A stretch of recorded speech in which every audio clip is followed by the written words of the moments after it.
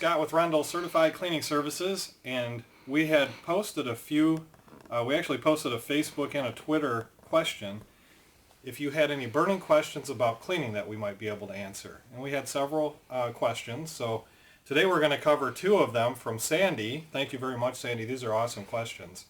One was a mud spot and one was a Coke spill. And we'll just start with the mud spot since I have one here. First of all, we need to determine whether it's a water-based or oil-based spill. In this case, water-based spills require a water-based remover. Oil-based spills would require an oil-based remover. Today, because Coke and mud are both water-based, we're going to use our Rendell Certified Spot Cleaner, which is terrific for almost every spot you can imagine that's water-based. Alright, so first we want to determine whether it's dry. If it's wet, then what you're going to do is possibly just spread this around.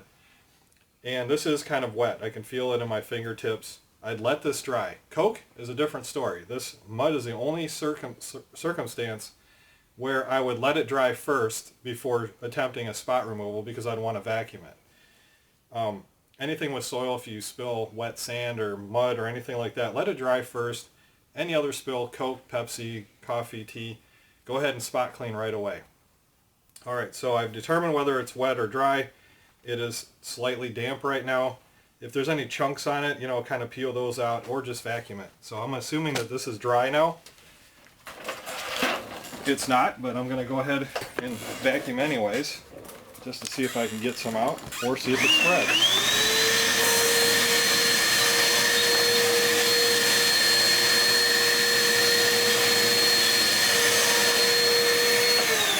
Okay. Pull a little bit out, not a whole bunch, but if I let that dry, it may come all the way out. For the purposes of this video, I'm just going to go ahead and show you how to use our spot cleaner on a mud spot. Take a white towel. This is a terry cloth cotton, and make sure it's white. You don't want to make it another color because it may transfer the color from the towel into the carpet. And you also want to make sure that you are able to see what you're pulling off. If you have a tan towel or some other color that's neutral besides white, you may not be able to see what's coming out of the carpeting. And we're going to keep doing this until we don't see any more results. I just spray down my towel. Always shake that. I shook it first, but always shake first. Follow the label directions. And I'm just going to spot blot it. I'm not going to rub or scrub. I'm just going to do half of it here. And kind of see what I get. If I need to swipe it a little bit, that's okay. I don't want to ever rub or scrub the carpeting vigorously. And the reason why is because it will start to untwist these fibers, and that's permanent. You can't fix that. So just the first little spot that I did, this is the area, you can tell it's working very quickly. I look at my towel and assess it, and sure enough, it's coming off. So I'm going to try it again. And I'm going to keep doing this till I don't get any more or very little transfer into my towel.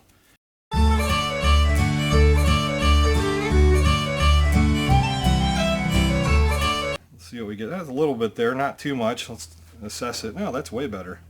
I've done this part right here. I didn't touch that part. And you can see the retention's still there. And I'm done, actually. If I had done the whole spot, I would call this done. With our spotter, it does not leave a residue, and that's a very key test with spotters. Most of the over-the-counter type of spotters do leave a residue. Ours has been tested, and it's as residue-free as water, basically. So it doesn't leave a sticky or a residue that will attract more soil. Very similar with a Coke spill. I would go ahead and do the same thing. Just imagine that's a Coke spill. I'd just take my towel, spray it down, and I'd keep blotting it until I got up as much as I could. Again, not letting this dry if it's Coke or some other kind of liquid spill. Only mud would you let it dry first. I can't underscore that enough. When you spill a high volume of liquid, it goes down into the carpeting, oftentimes through the backing and into the pad. When it dries, carpet always dries from the bottom up. And so you may have, if that was a Coke spill, you may have good results, and then come back the next day or two and you see the spot again. What's happened is the pad is releasing more of the moisture because it's wicking upwards in a wicking fashion just like a candle, and it's coming to the surface. And there's other ways to address that. We'll talk about that in a different video.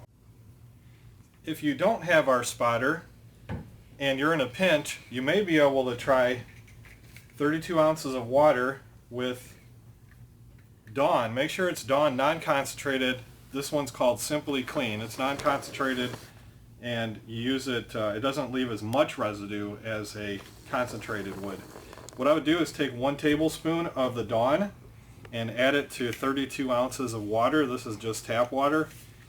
And I would take my, let me get a clean section here. I would take it and spray it just like we would any water-based spot cleaner. I'd spray the towel, make sure it's white. Terry cloth is best. By the way, they carry these terry towels up at like Home Depot or Lowe's. My whole bag is 10 bucks. I think you get 50 in there, so they're very inexpensive. And I just blot my spot.